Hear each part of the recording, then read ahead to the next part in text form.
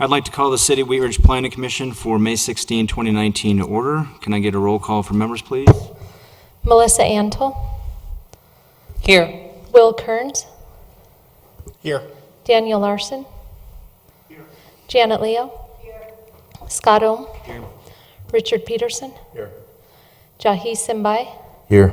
Vivian Voss. Here.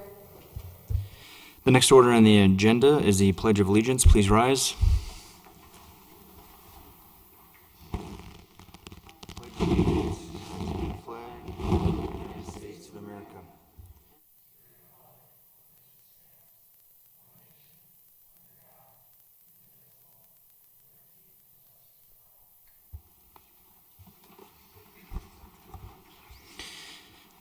Is there a motion to approve the order of the agenda? I motion we approve the agenda. Can I get a second? Second. Are there any additions or corrections to the agenda? Call for a vote.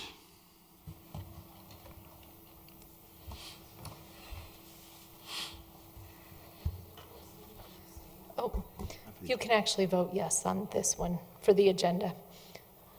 Well, actually, okay, re-vote.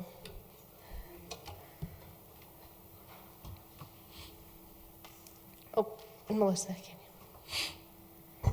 Motion passed 8-0. Is there a motion to approve the order of the minutes for April 4, 2019? A motion for what? Approval of minutes? Approve the minutes. Oh, I have a question about them. You have to have a motion before I can have my question. Yeah, I need someone to approve the minutes. I move to approve the minutes of April 14th. April 4, 2019. April 4. April 4, 2019. Is there a second? Second the motion. Are there any additions or corrections to the order of the minutes? I have a comment and a question. My comment is on page 13. This is when we were discussing the sign plan. And it says, Commissioner Peterson asked about the 1.5 to 1 ratio for wall signs and the script's square footage.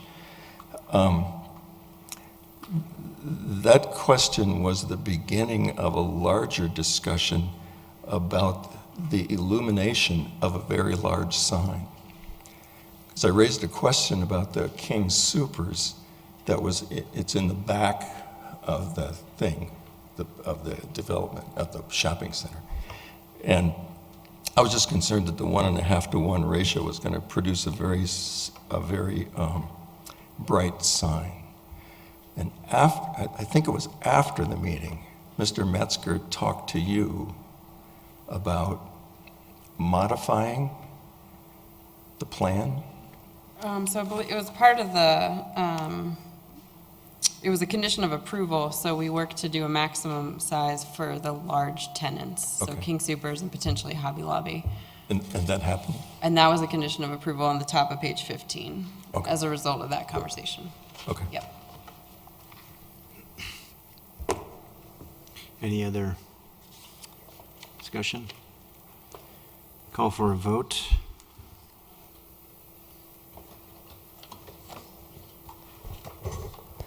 Motion passed 7-0 with 1 abstaining. Okay, this is the time for any person to speak on any subject not appearing on tonight's agenda. Is there anyone signed up to speak? No one has signed up. I will close the public forum. We will now move to, I'd like to open the public hearing for case number MS-18-07, application filed by Ames Partners, LLC, for approval of a minor subdivision located at 33rd Avenue and Ames Street. And before we start, I'd like to swear anyone in who plans to speak with applicant, staff, and anyone from the public who plans to testify or comment. Please stand, raise your right hand. Do you swear to tell the truth in the matter as you know it? And I ask for the staff report.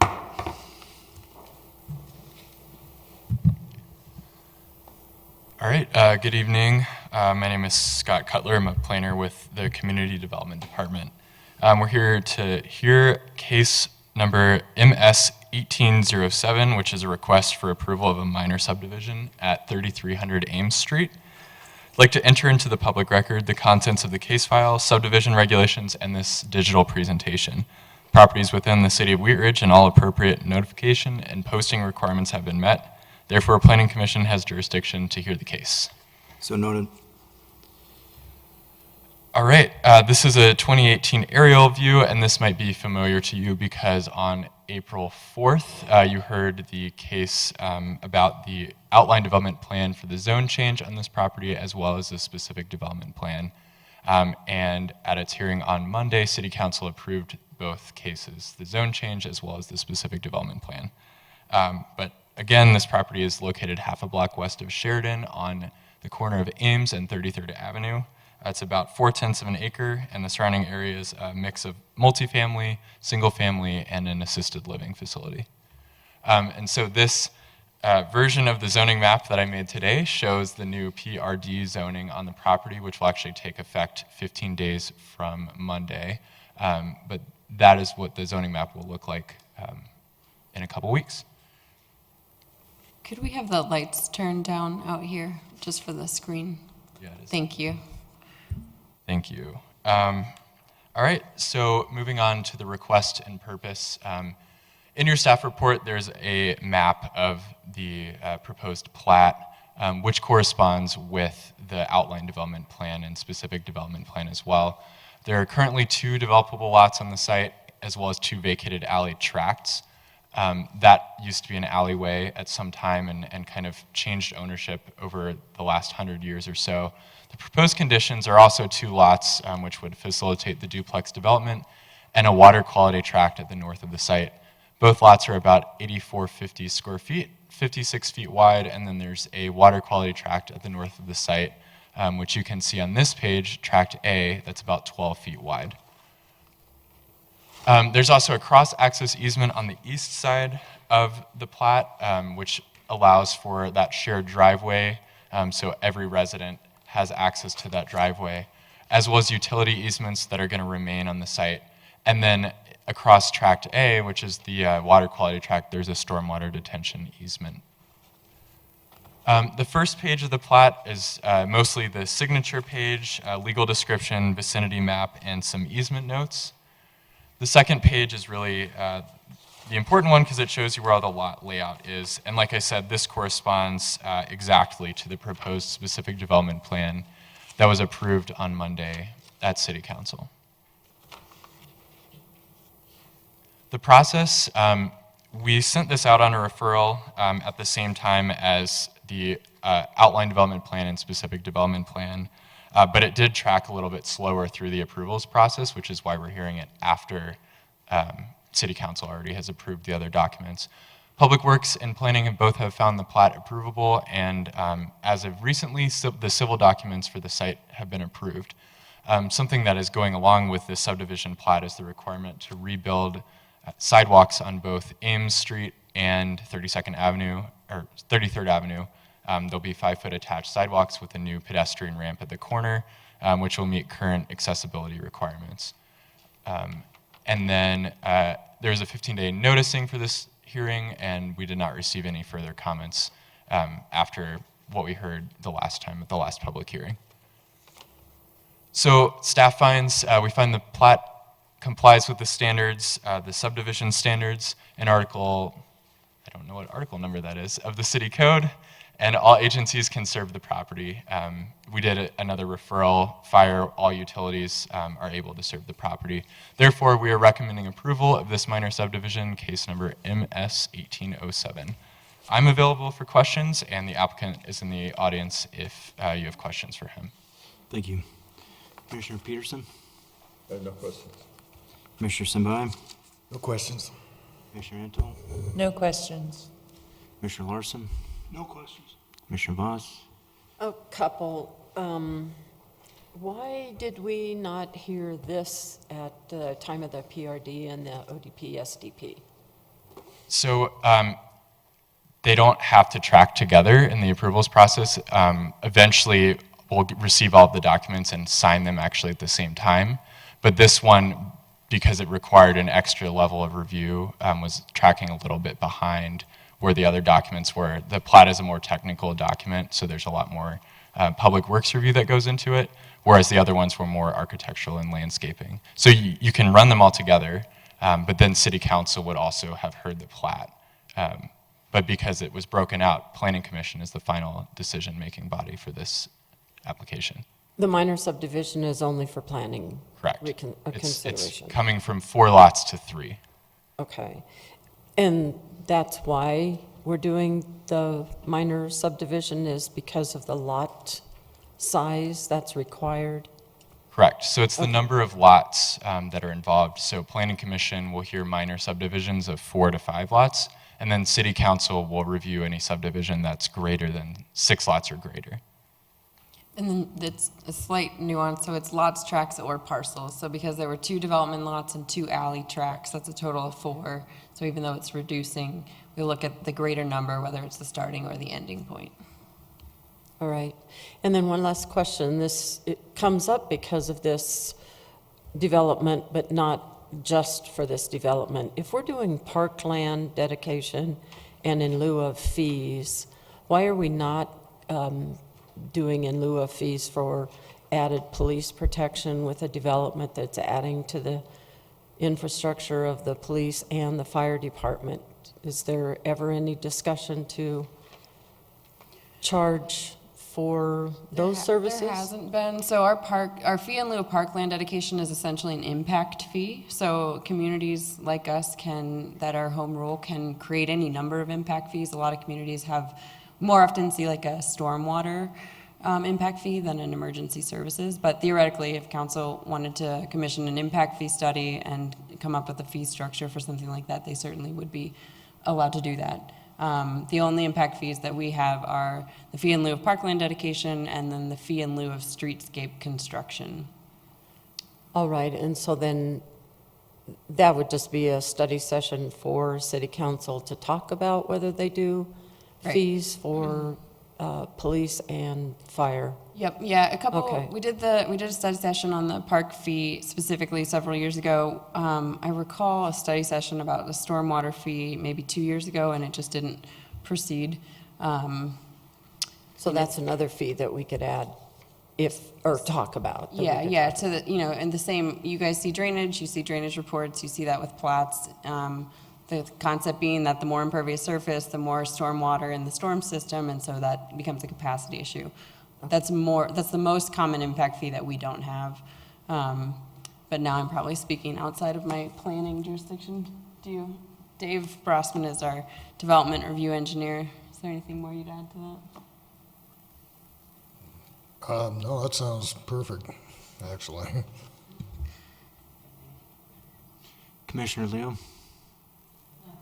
Commissioner Kearns? Do you have any questions? No questions. Thank you. I have no questions. Let's see if is the applicant here, and would the applicant like to come forward and make a presentation?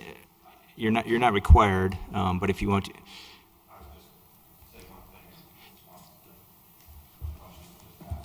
So please state your name and address.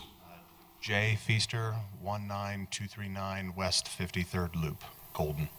I believe the minimum, correct me if I say this incorrectly, the minimum, what was the 25% ratio that we increased up to like 40 or 42%, the lot coverage? That was the landscaping. Landscaping. So we specifically designed these lots to have a lot larger permeable surface throughout the whole property. I don't know. Your comment was wastewater or stormwater and permeable surface. So the zoning required 25%. I think we went to 40 or 42%, something like that. I think so. Just wanted to say that. Are there any other questions from the commissioners for the applicant? Okay, thank you. I will now open up the citizens forum. Are there any citizens that have signed up to speak? No, they're not, and I left the paper up there. Okay, that's okay. There's only one other person in the audience. Do you? Okay. I will close the citizens forum. At this time, I would entertain a motion.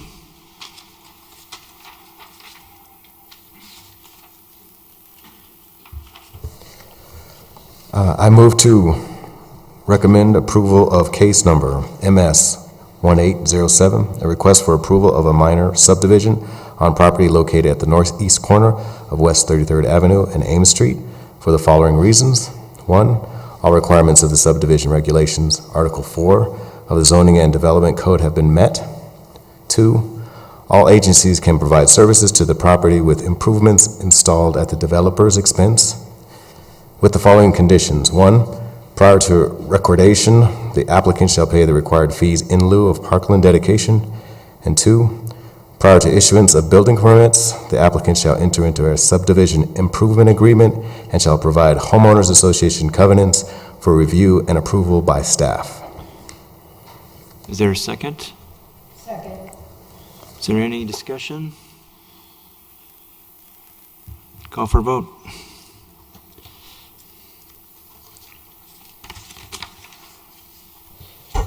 Motion passed 8-0. Thank you.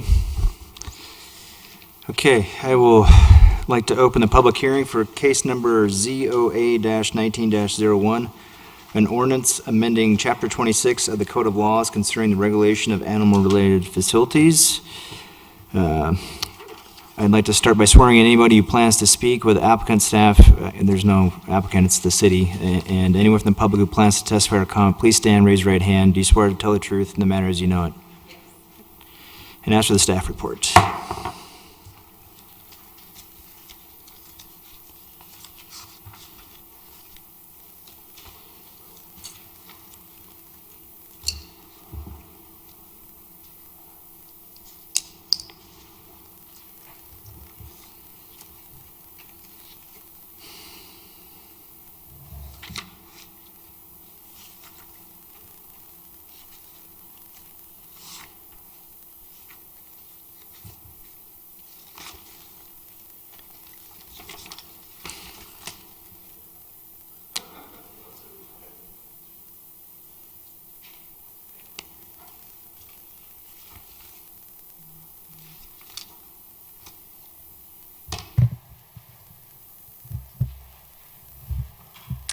Thanks for waiting.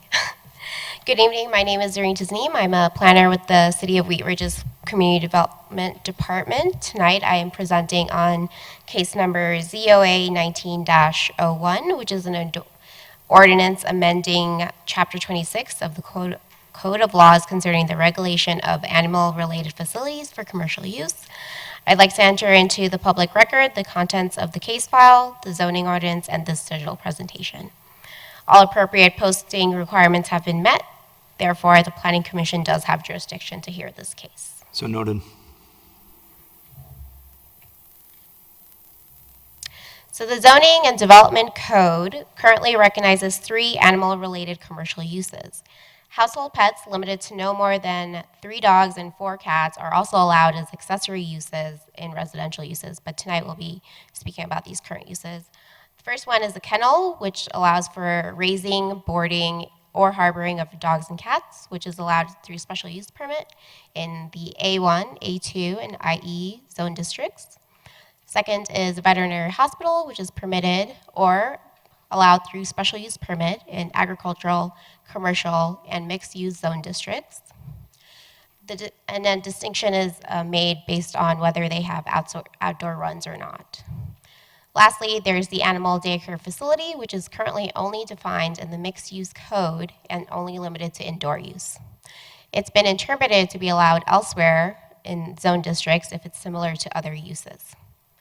Because the code is silent to defining animal daycare uses in commercial and agricultural zone districts, staff has had to interpret whether or not the use is permitted based on operational similarities to other uses in the use chart.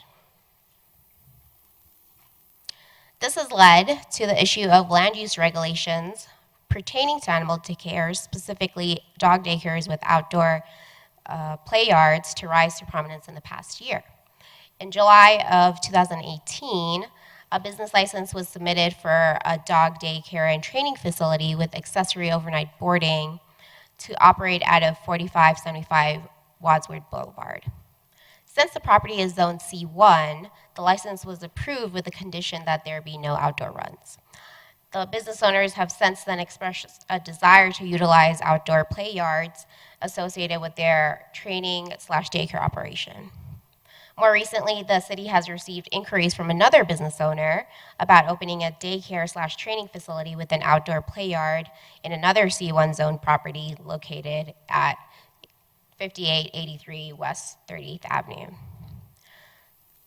So this has led to a city council study session in December of last year in which council directed staff to study the issue more in depth and also consider allowing this use through a special use permit in C1. Based on that, there was another city council study session held in April of this year in which staff brought that research and council came to the consensus to permit animal daycares with outdoor play yards in C1 and C2 through a special use permit, and also directed staff to research and propose supplemental regulations attached to that.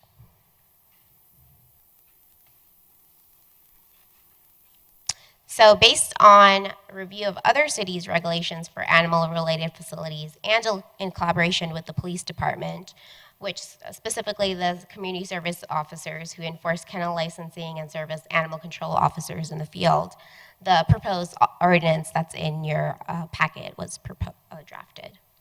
Key highlights from the ordinance include adding the definition of animal daycare facility under section 26-123 and also updating its definition in the mixed use code section. Per council direction, it was also allowed as a special, or added as a special use in the C1 and C2 zone districts. And the purpose of allowing it as a special use is to acknowledge that the use may or may not be compatible with the surrounding conditions.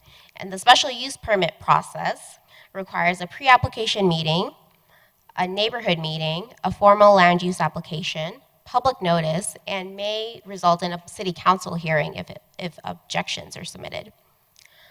The supplemental regulations in the ordinance include limiting the number of animals outside to a maximum of 15 at any given time for animal daycare facilities in the C1 and C2 zone districts, establishing setbacks for outdoor play yards to be at least 20 feet from side and rear property lines where they are adjacent to residentially used or zoned properties for C1 or C2 zone district properties, limiting the supervised usage of outdoor play yard to dawn till dusk for C1 and C2 zone properties, and allowing overnight boarding as an accessory use in animal daycare facilities in C1 or C2 zone districts, up to 25% of the gross floor area of the structures associated with the animal daycare use.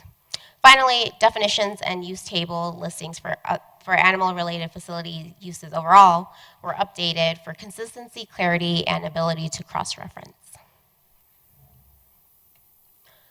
Ultimately, staff recommends approval, and should Planning Commission recommend approval as well, this will go to City Council public hearing on June 24th. That concludes the staff report, and I would be happy to answer any questions. Thank you. Commissioner Peterson? I have a couple that's sort of picky, which is my nature. In the ordinance itself, the written document, under it's section C, no more than 15 animals shall be outside at any given time. Now, it says in the argument, in the justification, that those animals would be under supervision. Is that included in the state law? Yes. So it doesn't, you don't have to say it here? No. Okay. The second, I guess, comment I'd like to make has to do with language. I'm not a lawyer, but sometimes lawyer talk drives me crazy. So if I look at section B, well, if I look at section A, all kennels and animal daycare facilities, et cetera, et cetera. I look at section B and it says animal daycare facilities in mixed-use zone districts are subject to the following additional regulations. I assume that means in addition to all kennels and animal daycare facilities have to obtain a permit. But then in C, it says animal daycare facilities in C1 and C2 districts are subject to the following additional regulations. And my understanding of the language is that that would also include B, which is a contradiction to C. So could we strike the word additional in both B and C? We can, yes. So the way that we read the zoning code, and it's always a little funky when you have to put it in this strike-through ordinance format, but the first thing we always do is look at the use chart, and the use chart has the references to this section. A applies to everything, and then when we have a category that's meant to be more narrowly applied, we're trying to say it's, you know, for mixed use, it would be A and B. For C1, C2, it would be A and C. So we can remove it. I mean, we understand, as long as our staff and our business owners understand where they should be looking for the regulations that apply, that's the goal. We too have tried to remove as much legalese as possible to make this as user-friendly. So if there's consensus that that's more user-friendly without that word, we can. Well, it just gets confusing because additional says that it's everything above. Sure, yeah, it's intended to mean A, but I understand what you're saying. I mean, you could come up with some convoluted language, but I think if you just strike the word additional from both of those, you've done it.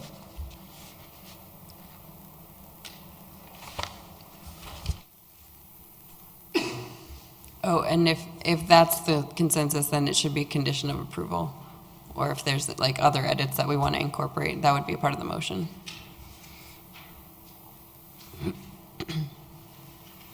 Any other questions?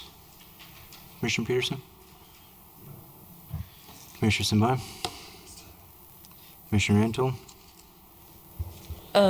Yeah, I have a few questions. Really, I mean, what has been the demand like? I mean, was it just a couple of requests, or are we getting like 10 to 20 requests to have daycare facilities for dogs in Wheat Ridge?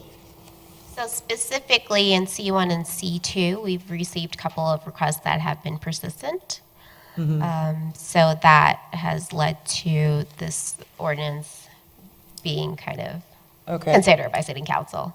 And from the research you did, what type, I think you said you looked at Lakewood and Denver? We looked at a couple of cities. Okay, so what has their experience been with allowing it? I presume they were allowing it in their commercial areas? Correct. Okay, and what has their experience been from your research Sure. with allowing this use and its compatibility with maybe adjacent residential areas? Sure. So certain municipalities might be larger in size, such as Golden and Edgewater. Those are some municipalities I looked at, and currently Edgewater has none, and they would be very limited in terms of land uses to really allow it. Golden currently only has one, and if they were to allow another, they would add on stipulations of conditions of where it'd be allowed, but it would be in commercial areas. Arvada, in general, has seen doggy daycares in their more industrially oriented zone districts. While Denver does allow it in more commercial areas than we would permit, they also have way more restrictions attached to it in terms of allowing it. And Lakewood as well would allow it in commercial areas but have stipulations attached to it. So while they do allow it and do allow it in commercial areas, there's usually some stipulations attached to it defined in their code or through some type of special use or conditional use process in which they would attach additional conditions. And these two requests you've had, are they adjacent to residential? The one on Wadsworth is adjacent to residential uses. And what is the typical distance from the back of commercial to the residential backyard? Do you mean just any commercial? I'm just saying on average, because I think certainly within the ordinance, you're recommending that there is a 25, was it a 25-foot? 20. 20 foot. And so I'm wondering, but if the property line from commercial to residential is only 5 feet, and you have 15 dogs in the backyard, and it's only 25 feet, I can hear my neighbor's dog barking Yeah. all the time, so I'm just curious. So I think the reason that I think we wanted to go the special use route is because it's so case by case. Right. I think that this regulation, the way it's written with the limitation on the number of dogs, will limit people whose business just doesn't fit that operational standard. And I think the limit with the setback will wipe out a bunch more properties too. So I think that anybody who wants sort of a robust outdoor component of their animal daycare is going to be looking in ag and industrial, and they have up to now. But it's really these small, sort of smaller boutique-y businesses who happen to find the C1 property that may or may not have too many neighbors who, it's the headache for them too if they're going to locate next to a residence and have, this potential conflict. But there are, we tested the ordinance against the 2 properties that we know are interested, and we looked at sort of a handful of others to say, probably not going to work for half of these, and it's like, maybe it could work for the others. So, it's tough to generalize, to answer your question. Right. And I think that's why the SUP is probably the process that allows us to weed some of those out. If somebody comes to us and says, I found the perfect size property and it's surrounded by, really close houses or neighbors, we'll say, you can have the neighborhood meeting, but this might be an uphill battle, right? And then the other property on 38th actually doesn't have any residential zoning or use around it. It's a plumbing supply company next door, and it may be a pretty good fit. Her business model is fewer than 15 dogs. So it really ends up being a very case-by-case, property-by-property solution. Okay. So I don't know that this will be used robustly. We do have 2 people who will seek an SUP if this is something that's approved. But I think the more impactful animal daycares that we've approved in my tenure have been in larger properties and more commercial settings, for sure. Yeah, and I guess you typically do see them in industrial areas because, Right. as you can imagine, dogs can be very loud. Because my other concern would be then, I doubt the demand is there for this like proliferation of dog daycares everywhere, but it sounds like in terms of suitability, there's only so many commercial areas that really meet the business requirements for these facilities. Okay. And to slightly add on to that, in speaking to the business owners, they have also expressed landlords are not really open to allowing this use in their buildings, so that might be additional sort of, before it even comes to us, an additional barrier. Okay. Okay. Any other questions? Commissioner Antle?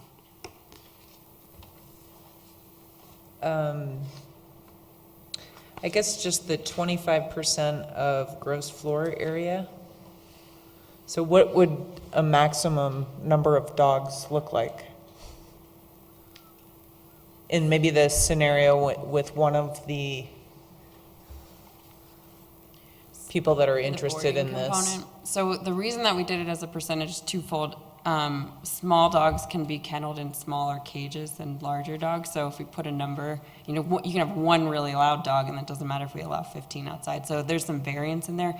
25 is a threshold that we have in our home occupation regulations, where we're trying to express that it's an accessory use. So, it's always hard to pick the right number, but that felt defensible because it's a standard that we already have when we're trying to express what's accessory to the primary function.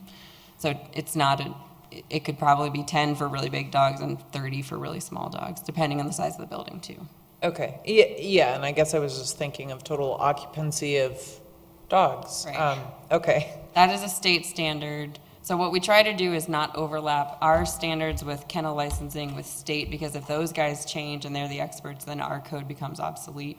So that is square foot per dog in a kennel is regulated by state. okay, thank you, that's all the questions I have. Commissioner Larson? Yeah, I do have a question about kind of how we're defining the daycare.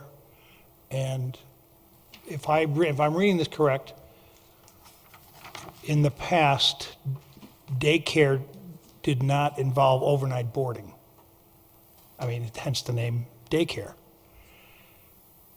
Now, we are allowing daycare, animal daycare, to board overnight in commercial zoned areas. Is that correct?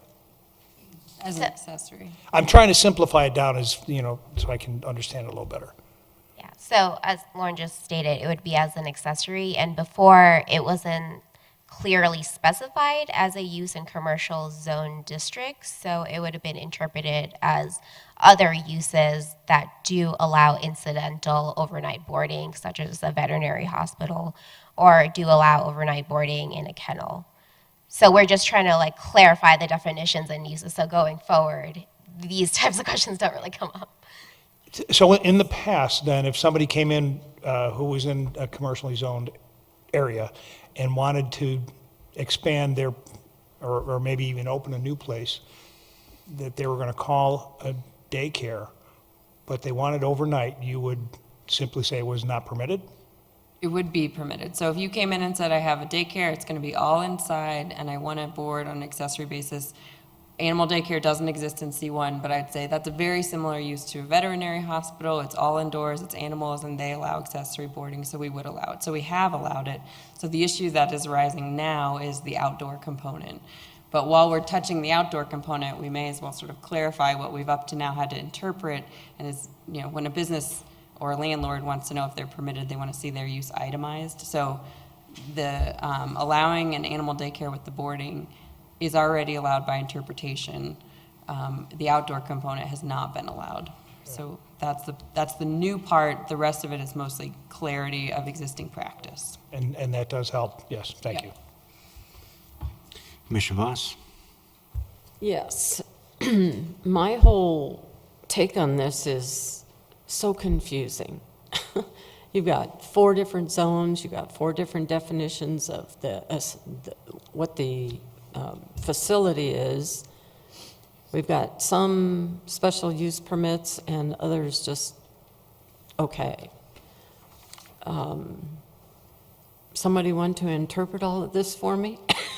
That's our You've job. made- That's why the zoning code is 500 pages long. Yeah, so the yeah. bold is what you've made changes. Yes. But we don't know what the original was. Original is all strike through. And then that's all that the changes have been. The bold is new, what was there before is the strike through. Correct. Correct. So my comment, I guess, would be, why don't we make everything special use permit, no matter what zone it's in or what type of facility it is by definition? And then you get to look at everything, you get to see everything, you get to know what they want to do, and then that triggers community meetings. Special use does, right? Yes, so the Yeah. first step of a special use permit is a neighborhood meeting. Right. I think our animal-related uses have been functioning pretty well so far. So the direction that we got from council is not to be more restrictive than we are, but to just add this one use in addition. But if it's a new facility coming in, not the ones that are existing, Right. but if it's a new one that's coming in, whether it's daycare or vet or overnight boarding or whatever, that all comes in under special use. So that, because you mentioned there's a plumbing facility nearby.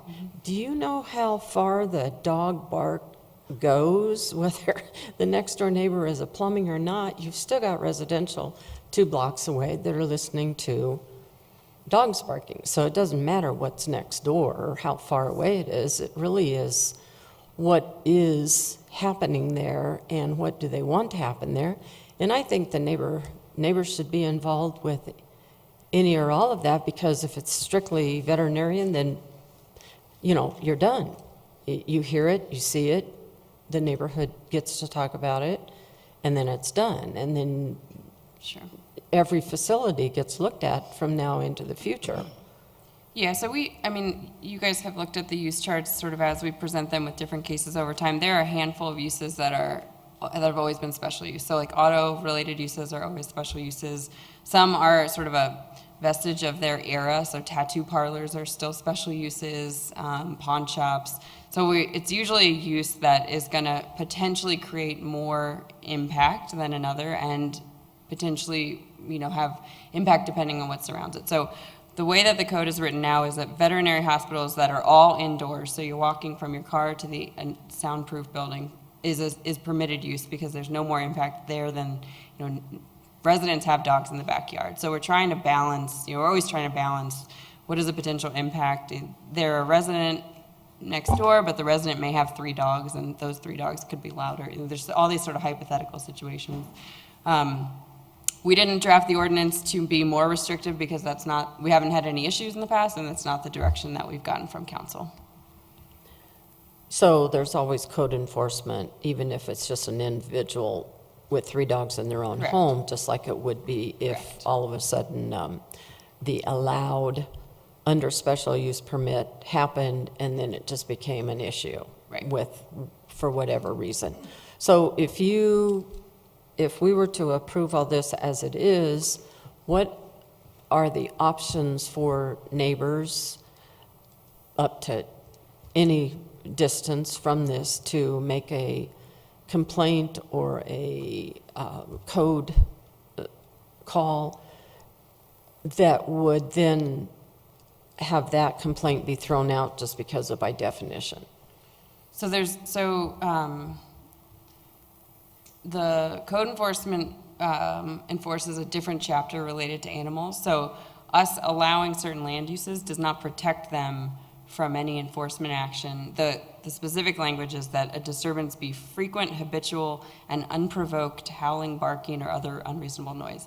That applies whether it's a dog daycare, a kennel, a vet, or your pet. So it applies universally, regardless of whether a use is permitted or special use or not. So it just applies to all dogs, no matter what capacity they are in the city.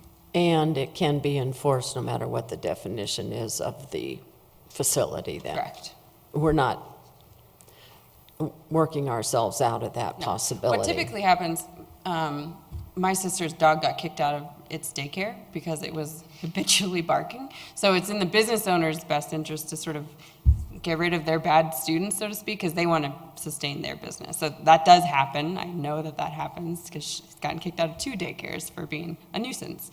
So typically a business owner would take care of it before the code enforcement officer would.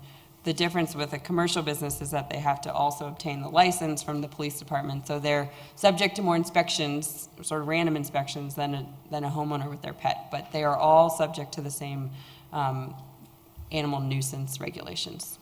Okay, different subject. Are all of these subject to state licensing? Yes. So, Every single one of them, by definition that we have here, is subject. so the state licensing act is called sorry, let me look at the acronym itself. Was that a yes? That Yes, they're all subject? Okay. Pet Animal Care Facilities Act. Yes. Yes. PACFA, that's the exact act. It's regulated by the state of Colorado's Department of Agriculture, and Okay, so veterinary, as well as animal daycare, and as well as kennel, they're all subject to a state licensing. yes. Okay. And in terms of that state licensing, they do have operational and restrictive sort of standards attached to it, and they do inspections through the state itself. And then if there's a violation, who hears about it? Does the city hear about it at all? Or is it just the daycare with the state, back and forth? Do you mean a violation of the state license? Yeah, if there's some violation found, then does the city? We don't license. No, but do you hear about it as a person? We wouldn't as the planners. The kennel licensing, like the animal code enforcement officers likely would. So they have a much closer relationship with the state regulators. Okay, through the city, that's who would hear about it. And then if there's, okay, thank you. Commissioner Leo? Yeah, I just want to clarify that I'm reading this correctly. It looks to me like wherever there are no outside runs or play areas, they're not permitted in any resident, I don't see where residential areas permit outside play areas. They would not be permitted in residentially zoned. Okay, so I just want to make sure I was reading it right. Correct. So anytime there's residential, even if it's residential commercial, there would still need to be a special permit? No, so, What I'm looking for is there any, from what I'm seeing, are there any outside areas, whether it be a run or a play area or whatever, are there any of those permitted where there is residential? they would not be allowed in residentially zoned districts, but if the commercially zoned property, that it would be allowed through special use. If So it's that would abutting, be a C1 or C2, or it wouldn't be an RC, correct? RC is restricted commercial, and that is one of the commercial districts, and based on the proposed use chart updates, it would not be permitted in that Would district. not. So there would always have to be a special permit under the conditions where they're allowed. There would always have to be a special permit if any residential were involved. Is that correct? No, so I think we're talking about two different things, whether the use is on a residentially zoned property or whether the use is adjacent to a residentially zoned property. Okay, this is what I'm trying to clarify. Yep. So to summarize, any animal-related use that has an outdoor component, it's only allowed as a special use in A1 and A2. In those zone districts, it has to be a site that's larger than 1 acre. So the use would be in that in that zone, But it doesn't mean that across the street or behind that property may be residential zoning. Correct. Which is adjacent. Correct. So And so those people have no control. Not over- correct. Okay. So there's two things that would get triggered if you're adjacent. There's sort of a variety of hurdles that will cross. So number one, you come in, what's your zoning? Is it not permitted, permitted, special use? Then, okay, what specific zoning and what additional regulations might apply? And then, what are your surroundings? So there's a whole nother category. If your residential use is adjacent, then the setback applies. And if you're special use, then they do have control because there's a neighborhood meeting, the option to submit a valid objection, and that could trigger city council public hearing. So significant participation in that. So that's where the setback, and I don't see anything here about hours of using the outdoor facility. Because if it's during the day and they're 25 feet away, it makes a big difference than if it's in the still of the night. And they're 25 feet away. That can sound like it's right under your window. Sure. Do you want to cover that? Yeah, sure. So if you look on your packet, page 3 for this section in the ordinance, so it'd be section 3 and then C and then number 4. That regulates the usage of the outdoor play yard for supervised exercise and training only from dawn till dusk. And this would pertain to anything that had a residential component to it, like adjacent? Irrelevant of having a residential component. It would apply universally to any animal daycare in C1 or C2. Oh, okay, okay, that answers my question. I'm sorry I missed that. No, that's okay. There was a lot to read here. That's fine. I mean, a lot of detail. All capitals. So- It's all caps too, so it's very angry at you. All right, that answers my question, so, sorry. It's fine. Any other questions? Commissioner Leo? No questions. No questions, Commissioner Kearns? Okay. I have a couple questions. So a little bit on what Commissioner Leo was saying, that as far as the residential, so we do have an area, just for sake of argument, in the Fruitdale Park. It's a dog park. It's inside a park. It's next to residential. It's an outdoor dog run. So I don't know what the zoning is, but it's kind of irrelevant. It's a park, and so there could be an adjacent park to in a residential area, right? And you could have an outdoor dog park. Not as a commercial use. Not as a So- commercial use, no. Right. Some other questions I have, what are the materials that make up an outdoor dog run? Is it chain link fence, I would assume, or? It can vary. It's our understanding from our meeting with the code enforcement officers that they're looking at sort of sturdiness and can animals get through and sort of a variety of criteria. So it's not prescriptive of what the specific material is, but it relates to ability to clean up after they go to the bathroom and ability for them to get through or push through. So Okay. they have options, but they have to meet sort of operational standards, it sounded like. The reason I ask is because I have neighbors that have the 4-foot, 5-foot chain link fence. And so I'm just trying to imagine, so then when they moved there wasn't an outdoor dog run. And now all of a sudden, suddenly, and maybe they border commercial and they've had a good relationship with that. And all of a sudden now here's an outdoor dog run. They still have their 4-foot chain link fence. Mm-hmm. There's no prescriptive. So there's no sound barrier. Yeah. There's no wood fence. It has to be screened from view, but we mimicked code from elsewhere in the code where we require screening but not prescribe how Okay. that screening takes place. So that would trigger at the SUP that, hey, there's a chain link fence, we need to put in a solid wood fence. Yep, so it's a good question. So the content of an SUP application can vary for the type of use, whether it's a car dealership or an animal. So if one of these were to come through, we'd say, we want to see a site plan, we want to know what type of fencing you're talking about. We'd ask for all of those details Okay. with that application. And then it says the maximum quantity of dogs is 15, but and I understand it's based on a supervisor, but it's not based on noise or proximity to the residential homes. I understand there's a 20-foot setbacks, but a resident has, they can have a maximum of 3 dogs in their backyard, and there were some other comments by the other commissioners about, what if there's a really small backyard? And so I guess, I don't know what the magic number is, 15, 20, 5. I do know that, yes, we do have the chapter 4 animals, section 4.9 that says creating a disturbance or nuisance. And so they could come in and say, the neighbors could say that, there's offensive odors or there's a lot of noise. So my question is what measures at that point when the code enforcement starts getting calls, what can the city do when they're looking at that SUP? What do they do? Do they say, well, we need to automatically reduce the number of dogs? Do we just revoke the SUP? Do they get a certain number of warnings? How does that all play out?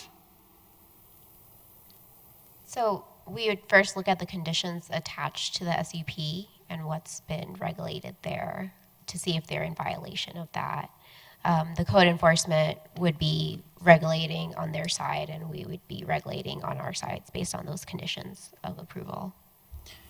Yeah, they'd kind of be operating in parallel. So we didn't want our regulations to overlap with another set of regulations. So we don't address noise here because it's addressed by code enforcement. So if a business owner is following all of our zoning requirements, then we probably don't have jurisdiction to close them on the SUP side. But if they're creating a nuisance, code enforcement has an administrative citation process, and they have a long procedure that they can go through if they continue to have a nuisance animal or multiple. We had the same struggle where what's the right number of dogs? 3 is what you have as a household pet, and there's no cap in industrial and ag. We wanted to convey that this is meant to be a less intensive use, and 15 has that, there's the nexus in the state code of the 1 human to 15 animals, so it seemed like the most sort of defensible number. If it's the wrong number, it's a code amendment, right? We can do a code amendment. We did meet with those 2 business owners who are interested in locating in C1 and just had to sit down and said, here's sort of what we're thinking. How does this match up with your operation? I think for one, it's probably higher than she needs. For one, it's probably lower than she wants, right? So it's always a little bit of a challenge when we have to start putting numbers to things, but it felt defensible to us. We're open to your feedback, obviously.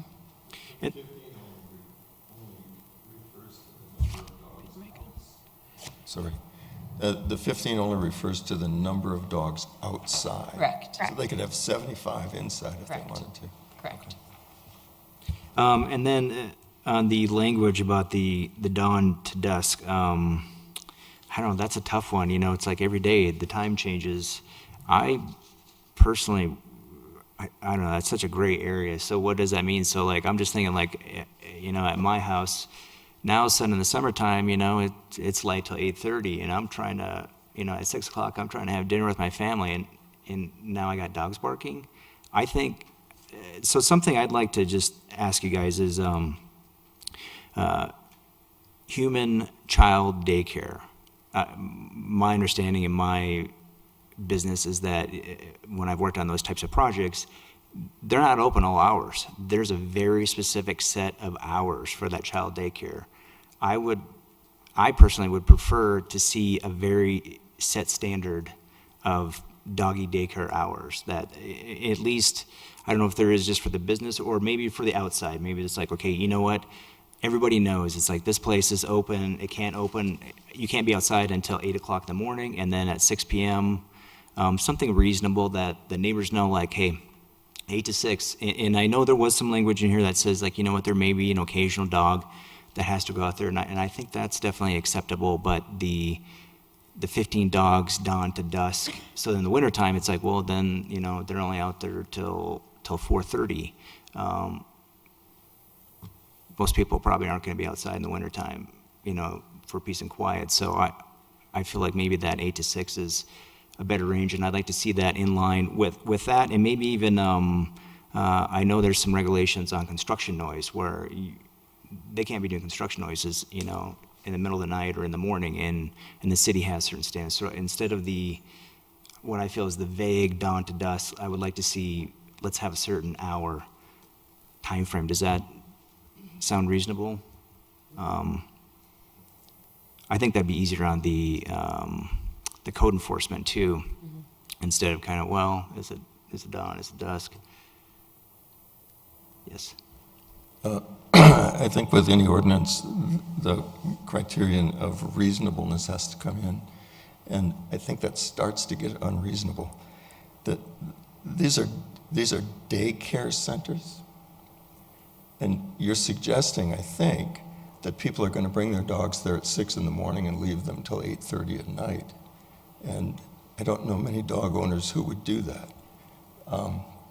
The only dogs, again, reasonableness. The only dogs that would be outside at the crack of dusk would be dogs that are being boarded for the night, it seems to me. I mean, most people leave their dogs at doggy daycare because they work, and so they drop them off before. They're sort of like kids. You drop them off before you go to work. You pick them up when you get through with work. So I don't know that we need to put strict hours on it, because what if somebody goes to work at 9 and doesn't get out till 6 versus somebody who goes to work at 7:30 and gets out at 5:30? So I think it's. Well, I think I'd like to say that it's reasonable to leave it this way, assuming that only a certain number of dogs will be left there overnight anyway. But I'm not applying it to the facility itself. I'm only applying it to the outdoor.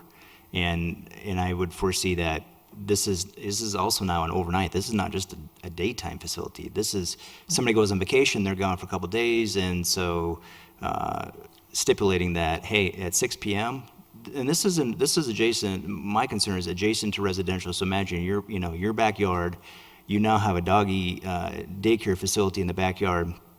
Do you want to go out and, what are your rights and privileges to go in your backyard and enjoy the peace and quiet? What's reasonable?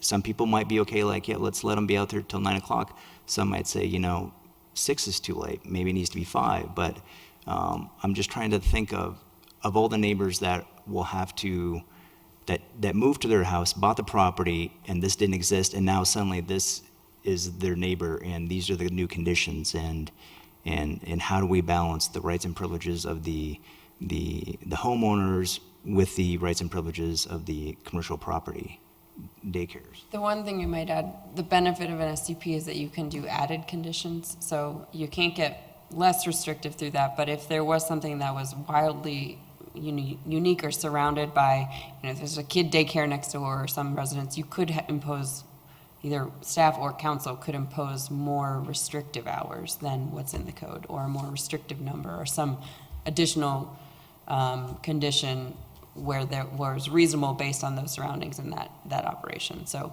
this is our baseline, and then through the SUP process, Planning Commission doesn't see special use permits, but that process does allow for that opportunity. I think what we heard again in meeting with a couple of the business owners, the business model varies for everyone too, right? So one who wants to do sort of one-on-one training with somebody after work with them and their dog outside are sort of confined to whatever hours that business model sort of makes sense. So, there's sort of pros and cons. So is there no way to change this number 4 to say that the outside play yard would only be used, say, between 7 a.m. and 6 p.m.? Can we not put that in? Can we not? You can make any types of recommendations for edits. I'm not hearing a full consensus on that, but. Well, I'm asking, instead of saying dawn to dusk, which has already been addressed, that can be later into the evening, to put a timer, 7 a.m. to 6 p.m. I mean, Yep. So what I would, a couple of things just procedurally. So one, this is the public hearing, so I want to make sure there's anybody here who wants to testify. And then 2, when we get to the point of a motion, what I suggest is that there's a main motion, either up or down, and then it sounds like there's maybe a couple of edits, and I would recommend you do sort of a vote on each potential amendment if you are inclined to make them, so that you end up with a package that you know you have consensus on when we're ready for that.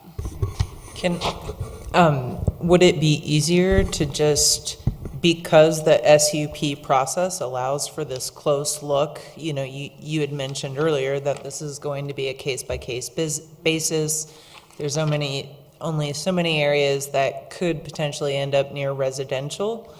Would it be easier to maybe just put as part of any SUP process to evaluate operating hours associated with it, rather than issuing a very specific prescription on how we think a business should operate, not being business owners or business operators of a dog facility? I mean, my concern is I don't really think it's my place to prescribe that in an ordinance, or I don't think we want to be overly prescriptive, but could you instead say, as a condition of approval of this ordinance, that the SUP process allow for a consideration of operating hours based on any adjacent residential? Or, I don't know the correct wording, but something that gets to that concern some people are voicing. So C4 is about an outdoor play yard. It doesn't specify the operating hours of the business.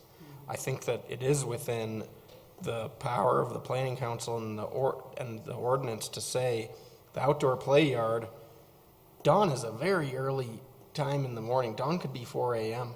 or 4:30 in the morning, or maybe 5, but maybe we just say 7 a.m. to 6 p.m. for outdoor play yard.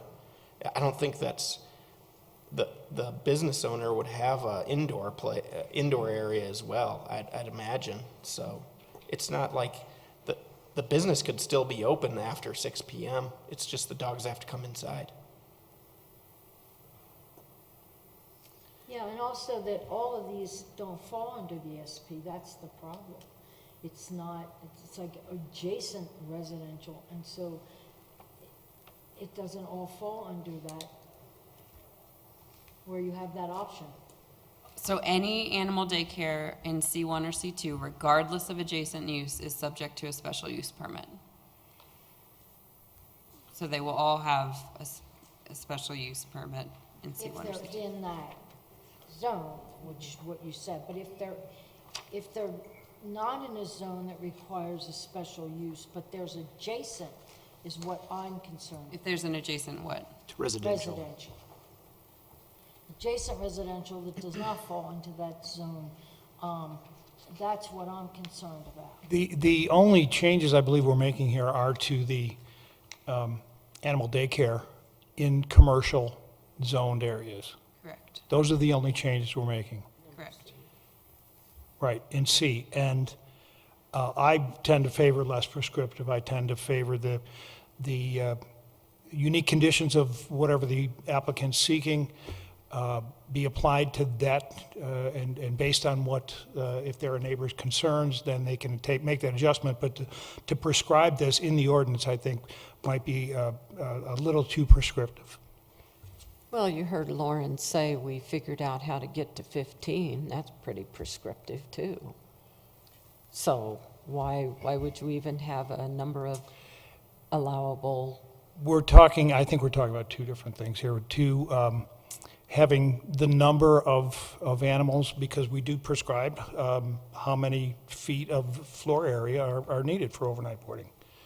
And the number 15 for the number of animals that would be housed is something that is not, we're not pulling that number out of the air. It's a number that the state of Colorado has put out there.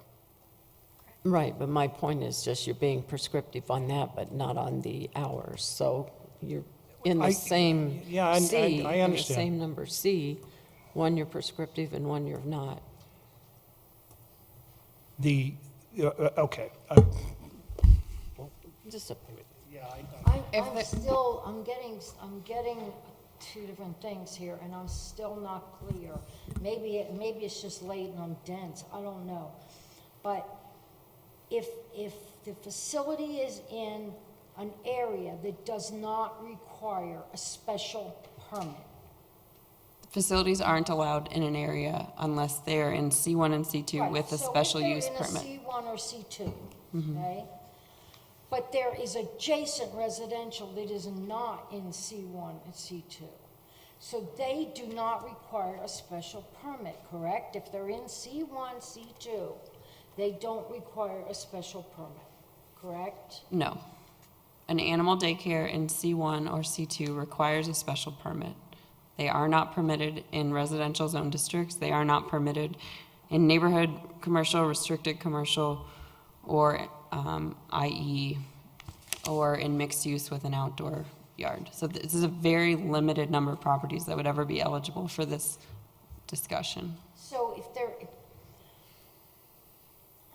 they're in a C, say they're in a C1, okay? They're in C1, plain and simple. Do they require a special permit to have an outdoor run? Yes, they require a special permit regardless. An animal daycare facility. So then they all do. Yes, all animal daycare facilities in C1 require a special use permit. And in C2 also. Yes. So there are no daycare facilities at all if they want to have an outdoor run or yard or play area. There are no daycare facilities that do not have to go through a special permit.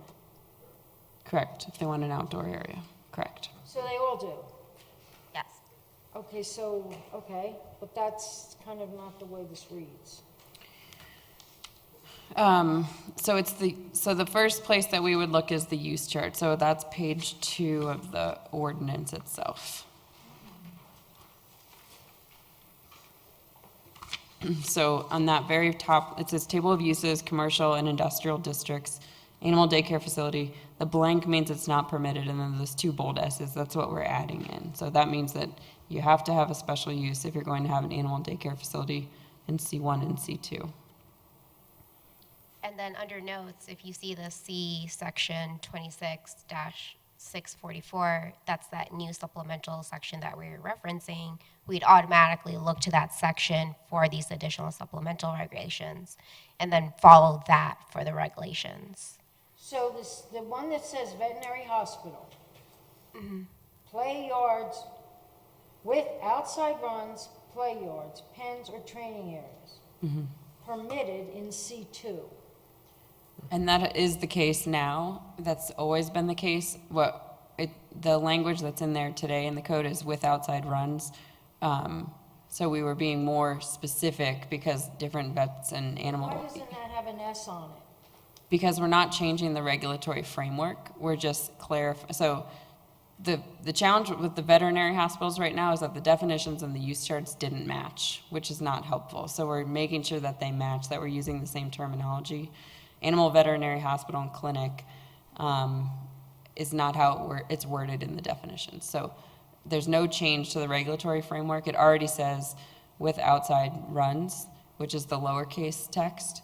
We wanted to clarify that when we say outdoor runs, we also mean play yards or pens or training areas or sort of any outside area, because that means different things to different people, and it means different things to sort of non-industry and industry people. So we're not changing the regulatory framework for that. We're just clarifying when we say outside runs, we also mean outside play yard or pen or whatever is happening outside. So those are already, you're already allowed to have a vet hospital in C2 and IE with a small outside run component.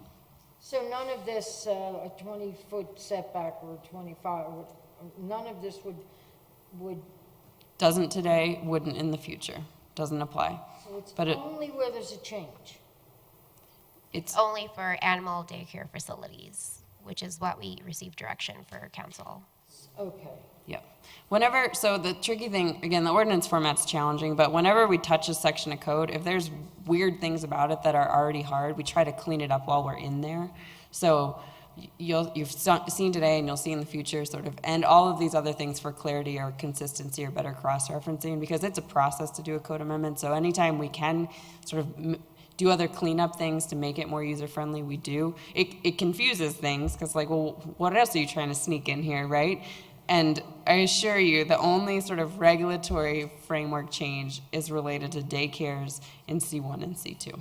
Okay, well, that was my confusion. Yep. Because I was reading It's a fair it, I was question. seeing the Ps. Yep. and it's like it didn't jive. Yep. Now that you've explained, Yep, okay, I get it now. yeah, Sorry. that's okay. It's good. We're code nerds, so we're fine with this conversation. Is there any other discussion or questions to staff?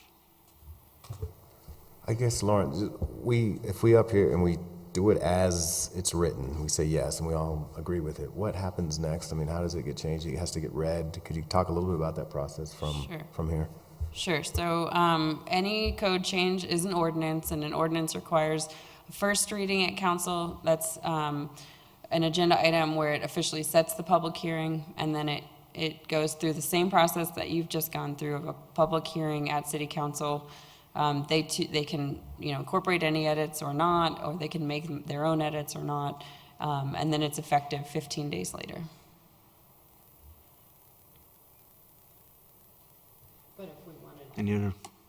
but if we want to do any amendments tonight on this ordinance, that's what we do tonight after the, Yep, and then we would Vote to communicate approve. that in the staff report to council, that you had this discussion, and, so you can do it as what we'll often do is say, there was discussion on this topic, whether or not you do an amendment to it, just so that they know, you exist as a planning commission because you are the ones who are supposed to get into the nitty-gritty on these items. So, we have robust conversations on code amendments. Code lasts usually for quite a long time. We won't often amend these for a while. So we will represent the discussion that you had regardless of whether you have a text edit or not. And we've often gotten direction to say, like, maybe ask council if they want to consider such and such versus, I move to strike this word and add this. So we will convey that there was a robust discussion about the hours of operations for the outdoor play yard, regardless of whether that is a specific text edit you want to include as a condition of approval. is that acceptable then to do that? Yeah. We can discuss more. Are there any other? Go ahead. Yeah, since we weren't in on the discussions of when all this was constructed,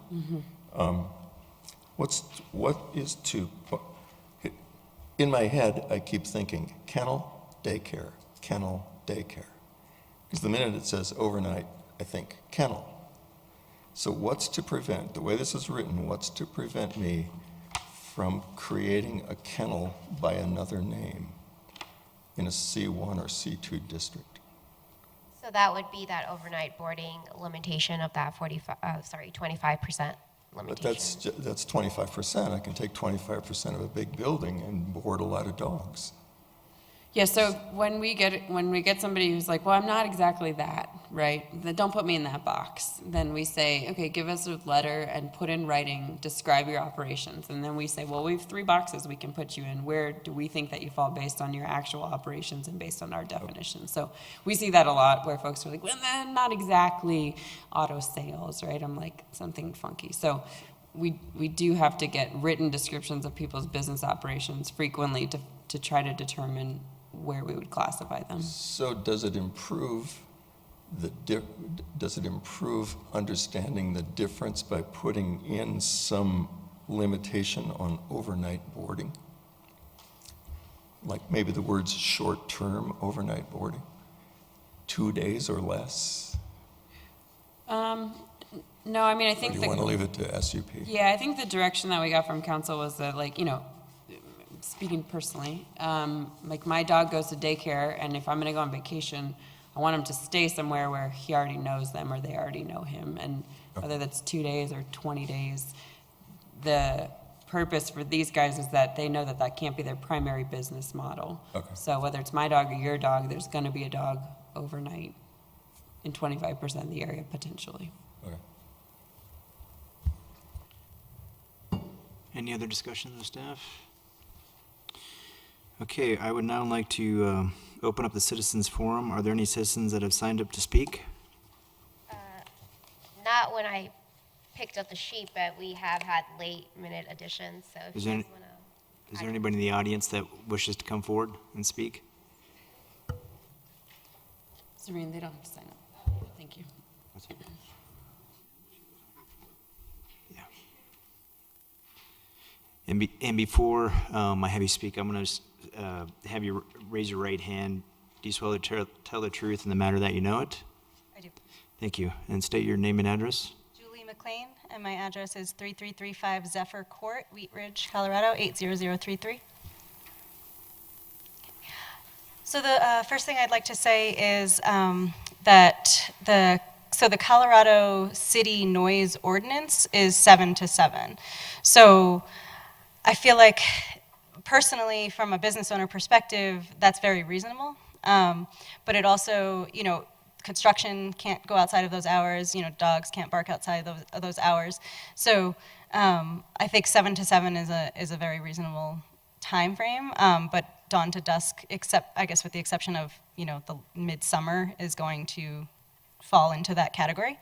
The other thing I would like to point out is that from a business owner standpoint, owners don't ever ask to drop off their dogs before 6:30 a.m. in the morning. And even then, that's pretty rare. Most of them are 7 or later.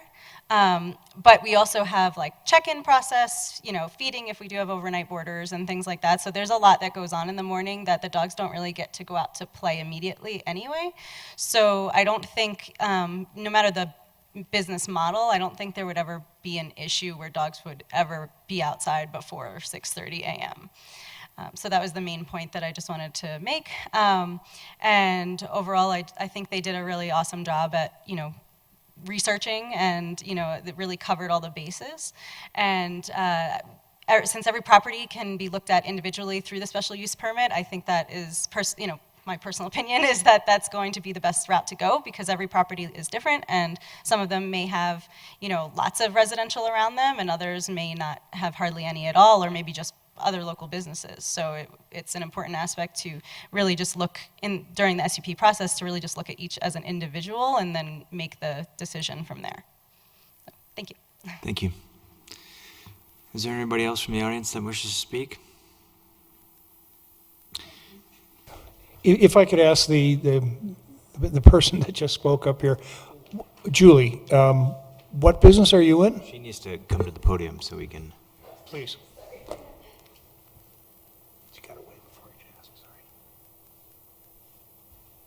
I'm the owner of Zen Doggy Den. And On Wadsworth. that's located on Wadsworth? Yeah. Okay. Yeah, by 44th and Wadsworth. Thank you. I will now close the citizens forum. At this time, I would entertain a motion.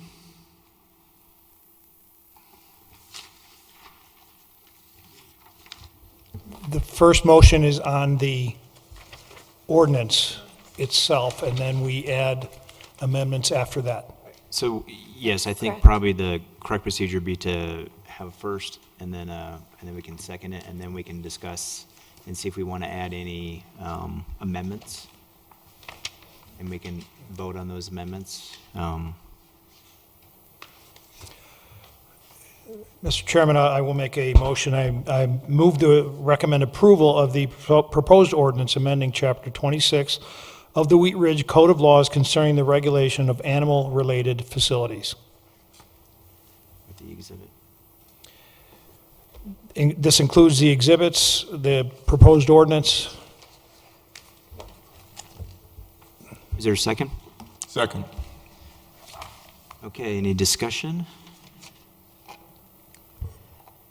Well, I like what Lauren suggested, that with our robust discussion conveyed to the city council, that we let them be the ones to tear it apart and add or subtract.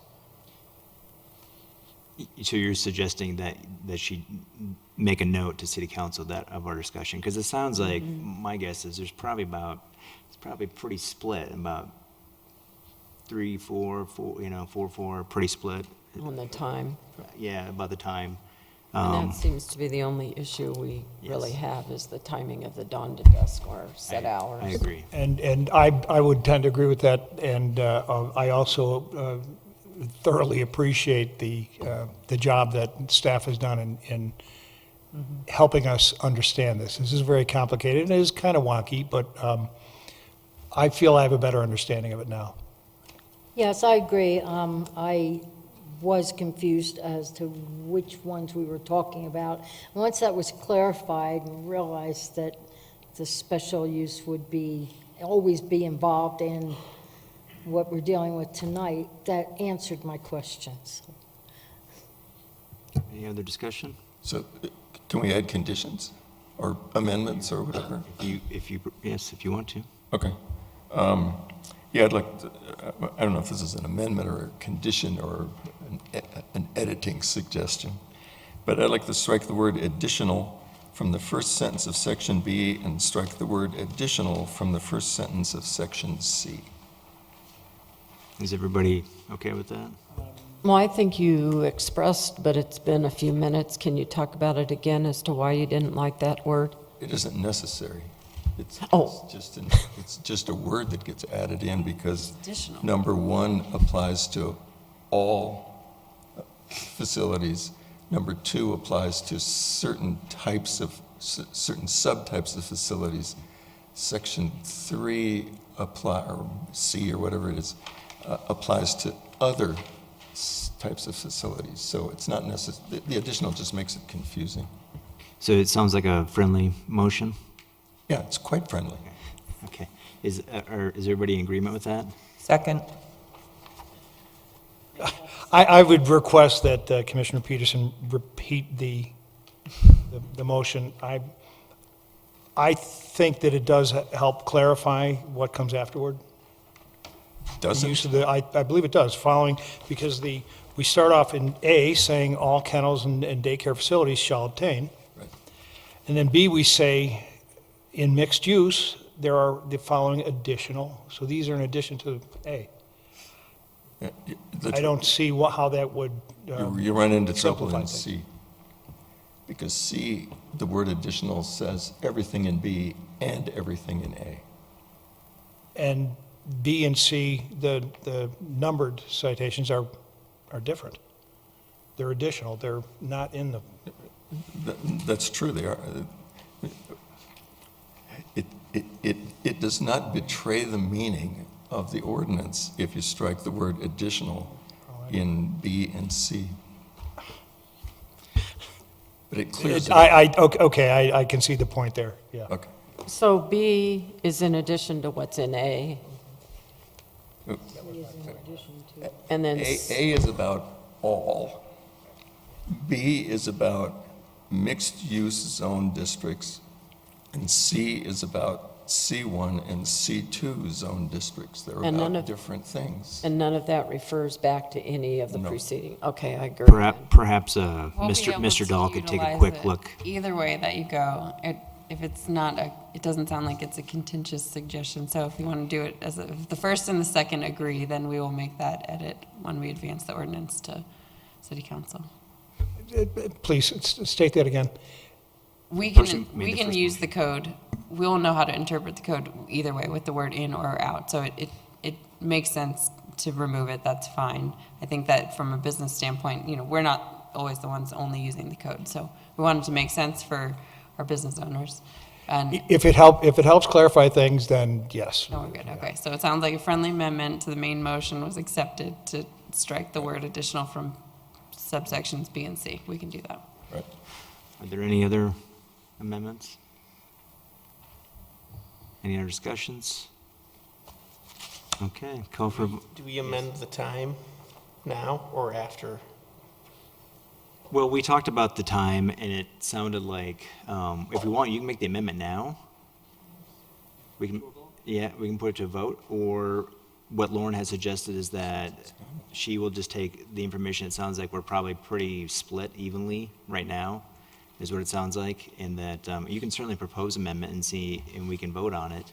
Otherwise, Yeah, let's propose a amendment to change dawn to dusk to a specific time.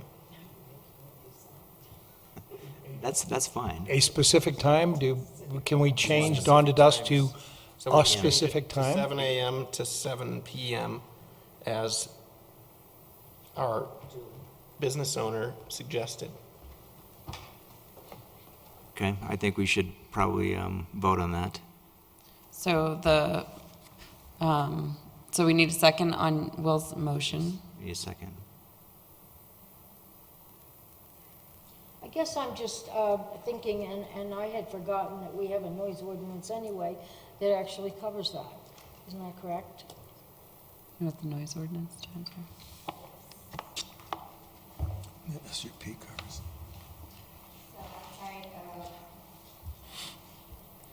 So outside of just an animal noise, just general noise. Yeah, general, the noise ordinance is what, 7 to 7 or 6? Construction is 7 to Yes, 7. so for example, trash trucks and residential uses, you can't be in those areas between 11 to 7, and then construction noise, you can't have that between 7 p.m. to 7 a.m. the next day. So that only covers construction, there's no noise ordinance? The city's general noise ordinance is just on unreasonable noise, but not time specific. Yeah, the general noise, unreasonable noise is any noise or sound which is audible 25 or more feet from a sound source. But it's not a time of the day. Yeah. Oh, okay.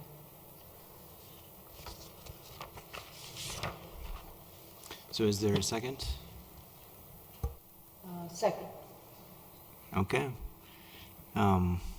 And we can vote on that. Yep, so your vote right now is to change dawn to dusk to 7 to 7. Right. Discussion. Further discussion? This is about the SUP.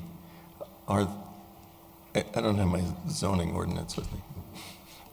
Are there specific things that get examined in an SUP? Is there a list somewhere? We have criteria, but The existing sort of conditions. anything related to the operation of the use is subject to our review, so including hours of But there's operation. no list of things that must be considered. There's 9 criterias in the general SUP process that's considered that you would go against, but additional conditions would be based on the actual use itself and surrounding conditions of that use. So let's say during a neighborhood meeting, there's a lot of neighbors maybe saying it should be certain hours. That could be something that could be taken into consideration.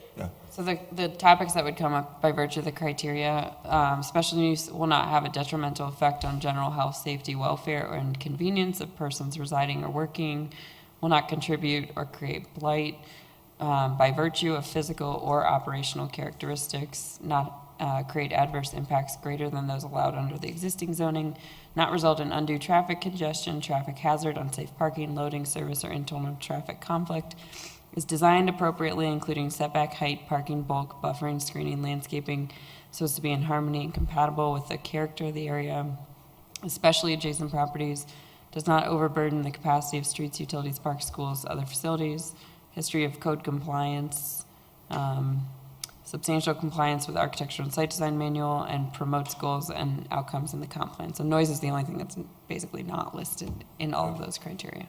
Okay, so outside noise is actually covered in that list. It's In our, number 2. it would to us. I mean, if you came in with a Yeah. special use permit, it'd be something we're looking at, even though it's not itemized specifically. It's part of detrimental effect or blight or these other characteristics. Yeah. So, although I don't have my zoning or my chapter 26 with me, I do have an official zoning map. And as I look at it, it seems to me that there are a lot of C1 areas where it would be perfectly okay if a dog barked at 8 o'clock at night. It ain't going to bother anybody.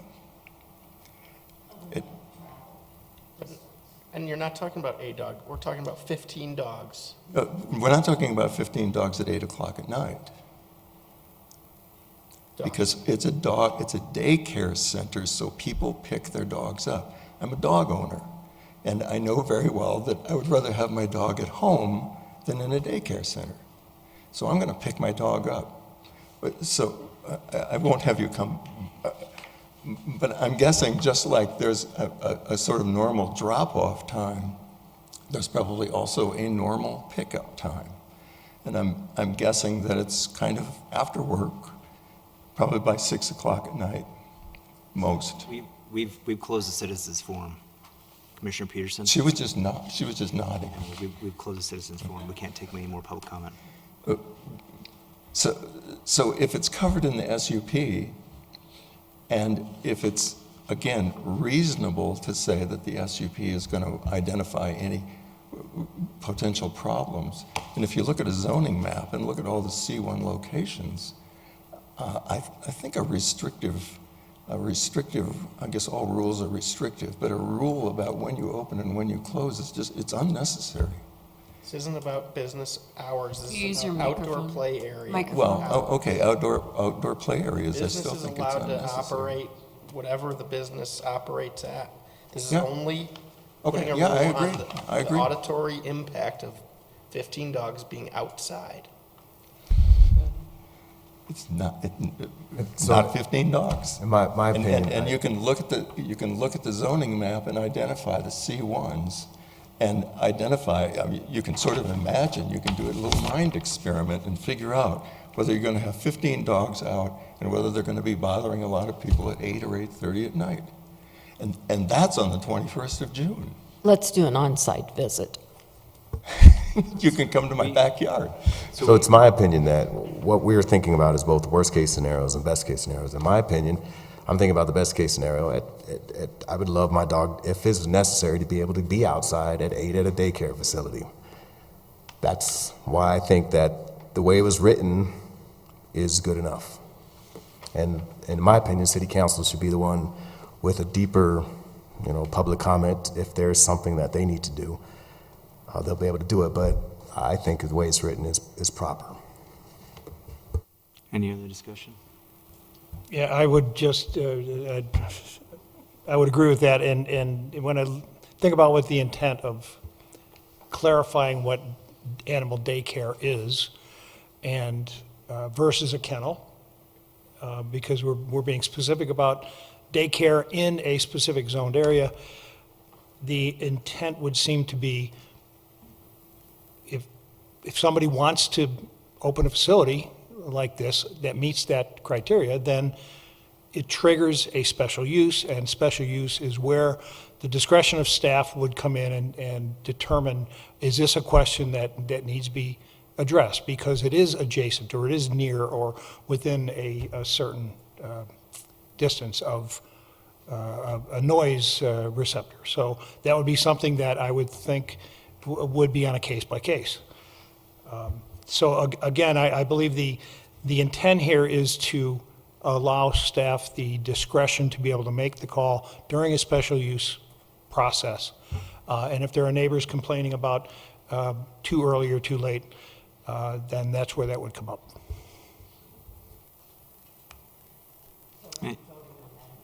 Yep, as soon as we're done with the discussion, we will vote. Just on the amendment. This is just for the amendment. And can we hear that amendment back once more, please? Sorry. It was made by. Change from dawn to dusk to 7 a.m. to 7 p.m. For supervised, the outdoor play yard shall be only used from 7 a.m. to 7 p.m. for supervised exercise and training use. This shall not prohibit the occasional use of outdoor areas for supervised animal relief outside of these hours. So that means the dog can still go outside to go to the bathroom outside of the 7 a.m. to 7 p.m. Any other discussion? Let's call for a vote.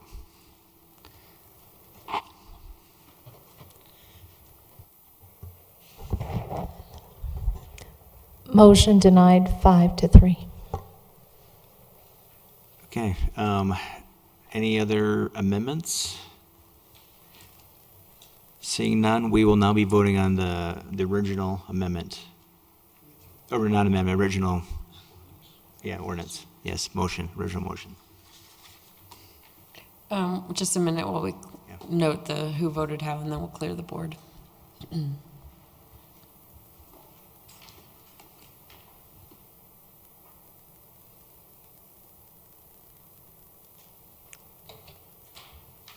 Okay. Go ahead. Okay, so call for a vote.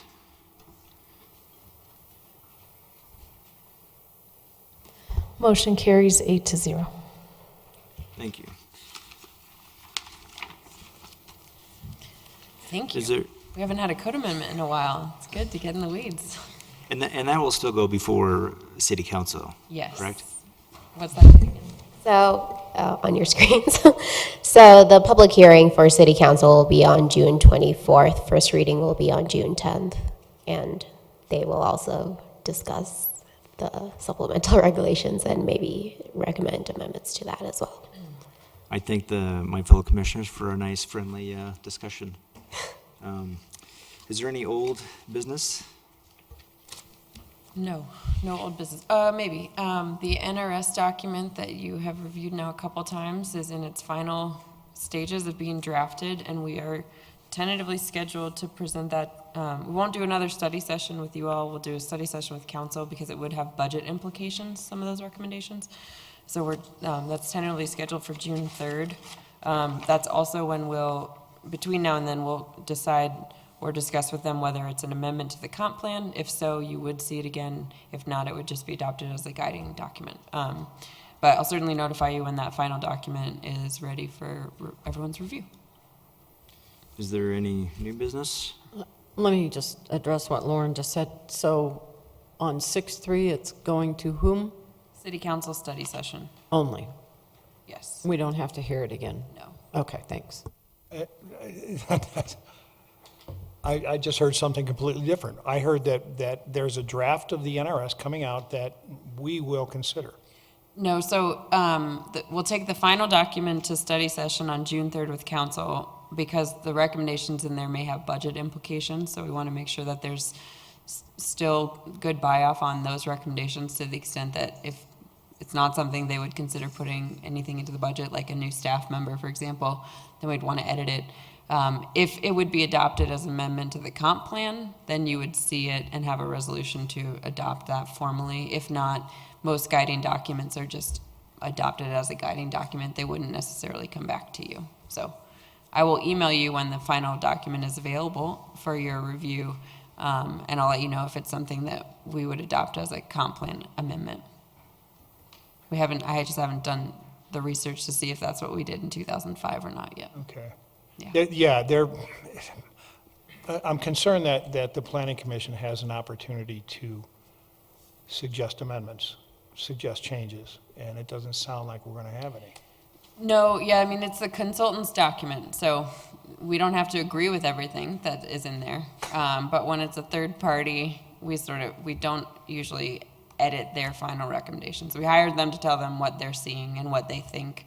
And even at a staff level, we've gone toe to toe with some things, and they're like, we're giving you our recommendation, so take it or leave it, which we can do moving forward.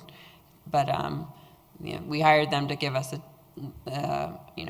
take the temperature of the community and give us a 10-year work plan. We don't have to use all of that, but that's why we won't we don't usually do an edit session on like their final version. So unless it's included in the comp plan, it really has no teeth. It does have teeth. It's a guiding document. Most of our criteria in our work program, it doesn't have to be something in the comp plan. Okay, but So I just need to see how the 2005 document was addressed in that way. It's suggestive and not prescriptive. I mean, even the comp plan's not a regulatory document, so it'd have a similar status of being a guiding document. Yep. No, I appreciate that, because it sounds Sure. like, I wouldn't have used the term no teeth, but it sounds like something that the city of Wheat Ridge can say, thank you, and so long, to Yeah, I what they mean, suggest. for better or worse, we can say that to any of our guiding documents, and that's, I think, why we've tried to have a robust process where there's good buy-in and a sense of ownership, so that doesn't happen. But there's nothing binding on any of the city's guiding documents. Yeah, good question. Is there any other new business? New business, I do have some. I've been on planning 2 years and still learning, and then we've got 3 new ones or 4 of varying stages, 5 maybe. I'm so befuddled with being a private citizen that avails myself of city council study sessions, citizen groups, and then I find out if I'm going to be safe, I really shouldn't attend anything because of the quasi-judicial. I shouldn't, and that includes, I think, Channel 8 and YouTube on watching events that are planned ahead, whether it's something that may, as we were told by Mr. Dahl, some things may come back to us if city council is of such any kind of upheaval that they may have, that it may come back to us. So we can't even watch what we think is the end result of a city council meeting without it possibly being overturned or whatever, and then we have to hear it again or come up with something's new presented to us. So any thoughts? Are we just supposed to be totally isolated at home? I mean, I'll channel my Mr. Dahl for a minute. I think he would say we all live in the real world, right? So you're not going to live in a bubble, but you now, you're not a city council person, you're not elected, but you are a planning commissioner. And so you do give up some private citizen rights of sort of we'd never advise that you go to a neighborhood meeting for a potential land use case. You can watch council later. You don't have to watch it live type of thing. So, protect yourselves. You are viewed by your peers as a planning commissioner and no longer as just a private citizen. So if you have a specific question about a specific meeting, feel free to call us.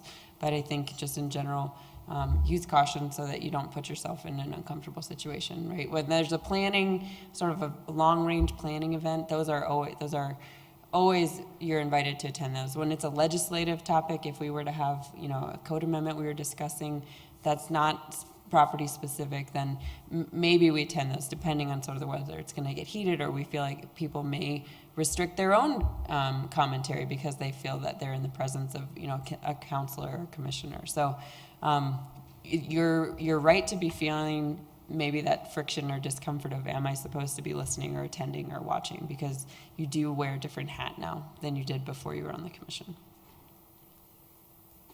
And even the rule of law ordinance that we heard tonight really speaks to a couple of developments or a couple of new businesses that then is going to be heard by city council.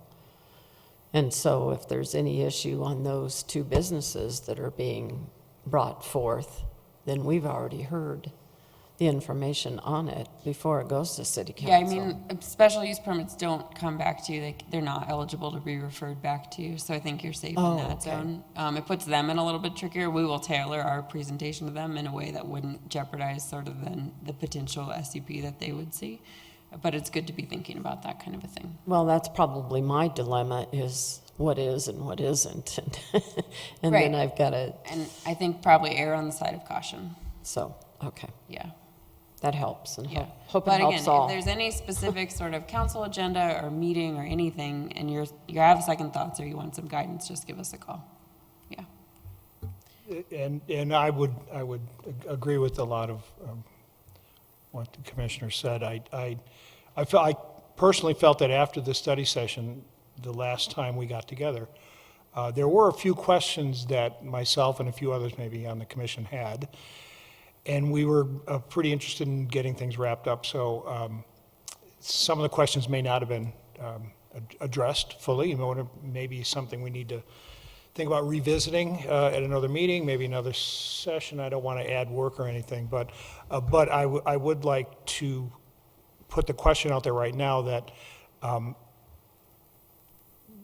the biggest question I had after the last meeting, because early on there was a discussion about our roles, and the role of the commissioners are primary quasi-judicial, but there is also some policy things, frankly, that we as a commission have the right and the duty, if we see it that way, to propose possible changes to an ordinance or ordinances. Mm-hmm. And that's never come up before, and I want, maybe as our new business, maybe it's something we think about how, as a commission, if we have ideas for changes to some of the city's ordinance, how we go about that. You would talk to your council member. So any code amendment has to originate at council. So whether it was any of you or any private citizen, it's exactly how this came up. So there was a question about, was this frequent or persistent? And it was a small number of people that were persistent with their council members. It takes 2 council members to put anything on a study session. So that would be the route for you or for anybody if there was a legislative change that you wanted to see, would be to discuss with council. We probably tell a dozen people that a week on, someone comes to us, they want a zoning interpretation, we give it, they don't like the answer. But it raised the question, though, that if we have to walk on eggshells in order to discuss something with a council member, to the point where we should question whether we should attend a council meeting or testify in front of the council, because there could be a possibility of something happening down the road that maybe or maybe not we're aware of. If we have that sort of hanging over our head before we sit down and have coffee with our council person, how does anything get done? So there's a huge distinction between a property-specific proposal and a legislative or code amendment issue or just a general city issue. So we don't recommend that you testify as a planning commissioner, and that's not, you're wearing the hat of a representative. If you have a specific topic that's on your mind that you want to know if it's okay to talk about, we are here as your resource and to sort of protect you from yourselves or whatever else might be out there. So if there's a topic that's on any of your minds, you're like, I want to talk to staff or I want to talk to somebody or anybody or council, like, let us know and we'll say, oh yeah, absolutely, feel free to talk to as many people. So generally the rule of thumb is if it's a regulation in the code, that applies to everybody. That is fair game for a discussion anywhere, at the grocery store, with council, at the swimming pool. If it is about a specific activity on a specific property, be very cautious. And just one last question. This Excel spreadsheet that you send out, Yes. is that for public consumption at all? No, so that is, it's all public information. The spreadsheet we send out are the active cases that will get you in hot water if you're talking to anybody about them. We send that to you, we send that to council. Those are the quasi-judicial cases or could become a quasi-judicial case, like a special use permit, for example, that starts with staff only but may end up at council. We have on our website the development review map, so it's the same content, just presented in a slightly different way. So it's okay for the public to know what are our active cases. We want them to know what's going on, but we send you that list in that very short and abbreviated form as sort of a CYA. This is what we're not talking about. And things on that list, we've talked about this, things can be on that list for a long time. Some developments take 18 plus months to sort of iterate. So that's why we try to send that to you guys as a tool.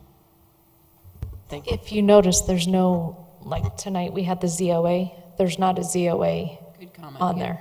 Yep, because you can talk about, you'll always be able to talk to a code amendment to anyone because it affects everybody, universal. Yeah. Thanks, Tammy. Any other discussions? Any business? The only other business, just to let you know, we are, what's today? There's 5 Thursdays this month, so you get a free week off. But then the June 6th meeting, we will have a full agenda. We expect to have 3, maybe even 4 subdivision plats. I will not be here. Okay. Who's our vice chair? Okay. Sorry. We will have 3, maybe 4 subdivision plats on the June 6th agenda. And we do anticipate having the June 20th meeting also. And then the 4th of July would have been your meeting, but we're closed. So we likely would have our July 18th meeting as well. We've got a lot in the pipeline coming through this summer. Look, whatever. Correct. That is, right? Correct. And you start going down. Yep, so nothing for the rest of May, and then June 6th, June 20, and July 18. You go through all this for each case. Yeah, you read this. Yeah, you read all this. Yep. Yep. And this enchilada is for each one of these cases. Is there a motion to adjourn? A motion to adjourn? Second? Second. Any discussion? Call for vote.